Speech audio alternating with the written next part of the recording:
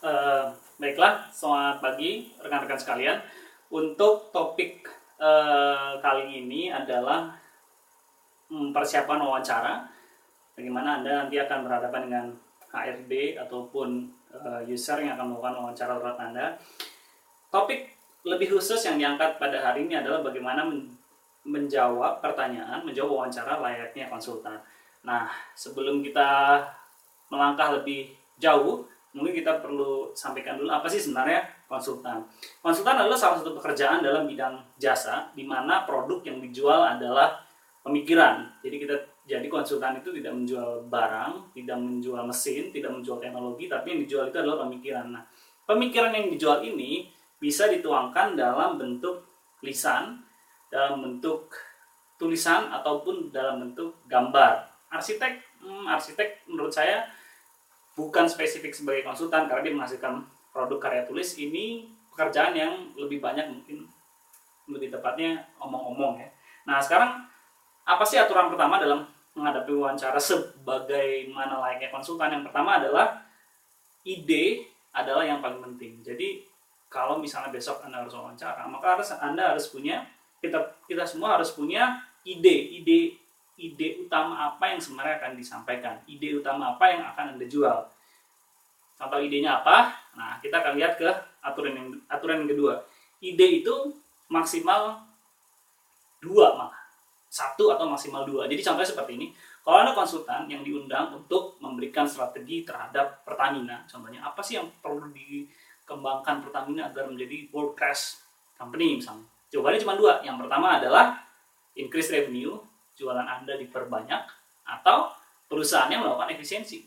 Apapun solusinya, mau membangun kilang minyak baru, increase revenue, mau membangun sistem keuangan yang baru, sistem manajemen risiko, tujuannya adalah untuk efisiensi. Jadi hanya 2 ini. Nah, kemudian bagaimana kalau misalnya ini interview lowongan pekerjaan? Maka komponennya hanya 2. Pertama adalah produktivitas. Apa sih yang Anda miliki? Saya punya skill, saya punya experience, saya punya jaringan dan sebagainya. Dan di sisi lain adalah gaji. Jadi wawancara tidak akan jauh dari 2 hal ini. Apa yang bisa Anda jual, kelebihan apa, dan apa konsekuensinya. COP misalnya, take home benefit yang lebih baik. Contohnya seperti ini. Kemudian aturan yang ketiga adalah ide ini tidak pernah salah. Jadi kembali ke aturan yang pertama tadi, ide yang dijual, ide maksimal 2, dan ide ini tidak pernah salah. Contoh seperti ini, beberapa pengalaman saya memberikan presentasi, setelah panjang lebar 10-15 menit memberikan strategi mengenai perusahaan, kemudian salah satu klien bertanya, "Pak, maaf Pak, apa yang Bapak sampaikan adalah terjadi di Pulau Jawa, sementara untuk strategi perusahaan ini di Sumatera." Kalau misalnya kita dihadapi pertanyaan seperti itu, konsultan dihadapi pertanyaan seperti itu, maka konsultan tidak boleh menyatakan pendapatnya salah. Dia harus mengatakan bahwa Pak, pada dasarnya prinsipnya sama. Prinsip bisnis, increase revenue, decrease expense, berlaku dimanapun, baik di luar Jawa maupun di pulau Sumatera. Jadi rule ide itu tidak pernah salah. Tapi bagaimana kalau misalnya ide itu salah? Nah, ini. Kalau itu salah, itu masalahnya adalah karena eksistensi.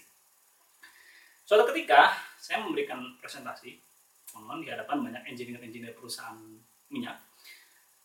Teman saya di kantor bilang, "Jar, yang perlu kamu waspadai nanti, akan ada beberapa orang yang menanyakan atau bertanya dengan dasar eksistensi." Contoh, setelah saya cerita panjang lebar, si penanya bertanya, "Pak, kalau pengalaman saya di lokasi ini, di sumur ini, yang terjadi adalah demikian dan selanjutnya." Nah, ini adalah pertanyaan-pertanyaan yang konsultan tidak bisa jawab. Audiens pun tahu bahwa si konsultan ini tidak akan bisa menjawab. Jadi ini adalah lebih pertanyaan yang eksistensi. Nah, bagaimana seorang konsultan menjawab pertanyaan seperti ini adalah harus ingat, karena tadi rule sebelumnya adalah konsultan tidak pernah salah. Kalaupun salah, itu adalah masalah dari eksistensi. Jadi kita jangan sampai terjebak kepada masalah emosional, kepada bagaimana menjawab pertanyaannya, tapi mengingatkan kembali peran sebagai konsultan itu adalah bridging antara klien, antara kelompok di dalam klien, ataupun antara klien dan ide yang akan dieksekusi.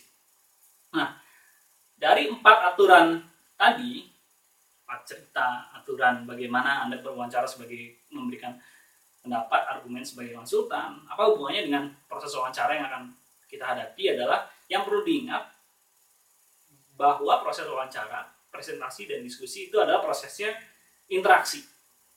Bisa jadi dalam beberapa kejadian, dalam beberapa kasus, kandidat yang dipilih bukan kandidat yang paling pintar ngomong, bukan kandidat yang pintar berargumen dan memberikan alasan. Ini terjadi tidak hanya dalam wawancara, tapi di dunia konsultan seperti itu pun terjadi.